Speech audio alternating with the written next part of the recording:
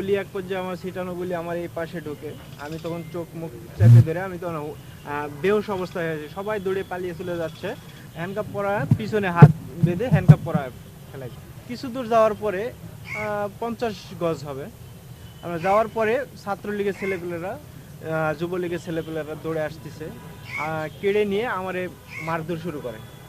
এক পর্যায়ে একজন কুড়ালের মতন এখানে একটা কূপ দেয়, এখানে একজন কূপ দেয়, এই পাশে একজন কূপ দিয়েছে।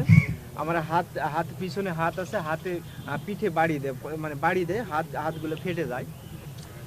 ওনারা যখন মনে করছে যে মারা গেছে, ওই পুলিশের গাড়িতে উঠায় হ্যান্ডকাপ অবস্থায় আমার ব্রিজ থেকে ফেলা দিয়েছে। ব্রিজটা ছিল পরে ওনার ইয়া করছে, আনুমানিক করছে 30 ফুট থেকে 35 ফুট উঁচু হবে, উঁচু থেকে ফেলা দিয়েছে। 2013 সাল 28 ফেব্রুয়ারি আল্লামা সাইদি হুজুর অবৈধ রায়ের প্রতিবাদে আমরা রাস্তায় অবস্থান করছিলাম। এমন সময় সকাল 8:30।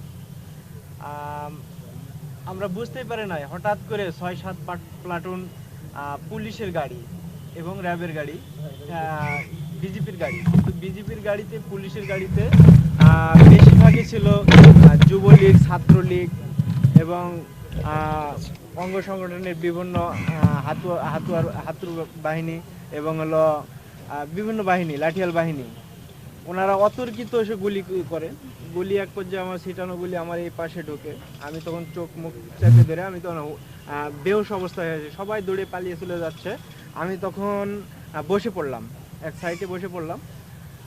পুলিশ এসে আমার হ্যান্ডকাপ পরায়, হ্যান্ডকাপ পরা, পিছনে হাত বেঁধে হ্যান্ডকাপ পরা ফেলাই, এখানে টানা নিয়ে যায় কলার ধরে। কিছু দূর যাওয়ার পরে 50 গজ হবে, আমরা যাওয়ার পরে ছাত্রলীগের ছেলেপেলেরা, যুবলীগের ছেলেপেলেরা দৌড়ে আসতেছে, কেড়ে নিয়ে আমারে মারধর শুরু করে। এক পর্যায়ে একজন কুড়ালের মতন এখানে একটা কূপ দেয়, এখানে একজন কূপ দেয়, এই পাশে একজন কূপ দিয়েছে। আমার হাত পিছনে হাত আছে, হাতে পিঠে বাড়ি দেয়, মানে বাড়ি দেয়, হাতগুলো ফেটে যায়। তারপর এক পর্যায়ে যখন ওরা ফেলা রাখে, আমার মারতেছিল। মারার পর এক পর্যায়ে একজনা বাড়ি দিছে এখানে হকি স্টিক দিয়ে, এখানে বাড়ি দেওয়ার পরে আমি বেহুশ হয়ে গেছি। এরপরে আমি আর বলতে পারবো না। ওনারা অনেকক্ষণ পিটাইছে, পিটানোর পর মনে করছে যে মারা গেছে। ওনারা যখন মনে করছে যে মারা গেছে, ওই পুলিশের গাড়িতে উঠায় হ্যান্ডকাপ অবস্থায় আমার ব্রিজ থেকে ফেলা দিয়েছে। ব্রিজটা ছিল পরে ওনার ইয়া করছে, আনুমানিক করছে 30 ফুট থেকে 35 ফুট উঁচু হবে, উঁচু থেকে ফেলা দিয়েছে। ফেলানোর পরে তখন আমি বেহুশ। এক পর্যায়ে আমাদের ভাইয়েরা ওখান থেকে একটি সরকারি মেডিকেলে নিয়ে যায়, তাৎক্ষণিক একটু চিকিৎসা দিয়ে আবার ঢাকাতে পাঠানো হয়। আমার অপরাধ ছিল যে বাংলাদেশ ইসলামী ছাত্র শিবির করি, এই কারণেই আমার এত নির্যাতন, এত জুলুম বা এই শাস্তি। আমি পড়াশোনা করতাম, 2013 সালে আমার ফার্স্ট সেমিস্টার ছিল, মাস্টার্স দিতে পারি নাই। আমার কাগজপাতি সব কিছু কলেজ থেকে সব পরে শোনা গেল যে পোড়া ফেলাইছে নাকি, ফেলা দিয়েছে, বলতে পারবো না। পরে শুনছি আমার 2 বছর পরে আমি পরীক্ষা দিতে চাইছিলাম, আমার পরীক্ষা দিতে দেয় নাই, পরে আর পরীক্ষা দেওয়া হয় নাই। এখন কি প্রত্যাশা করেন এটা বলেন? এখন প্রত্যাশা, আমারে যারা নির্যাতন করেছে, জুলুম করেছে এবং এতদিন আমাদের যে এই অবস্থায় রাখছে, তাদের আমি বিচার চাই এবং আইনের আওতায় এনে তাদেরকে শায়েস্তা করা হোক। আসসালামু আলাইকুম রহমতুল্লাহ। আমার নাম মোহাম্মদ আব্দুল করিম। আমি তখন 2013 সালে ক্লাস 7-এ পড়তাম।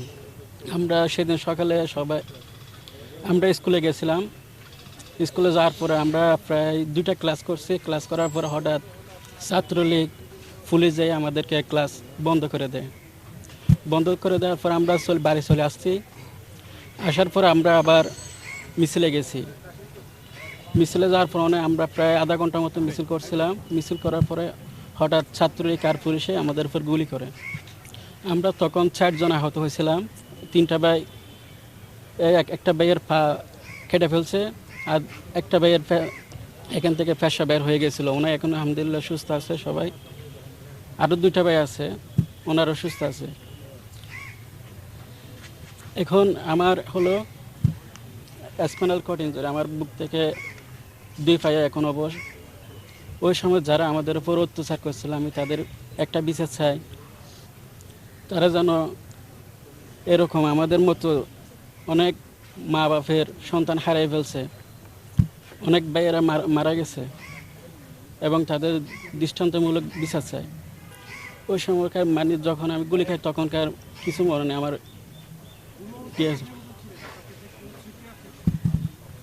আমি ফুসে জিম পরে আমার জ্ঞান ফিরে আসছিল।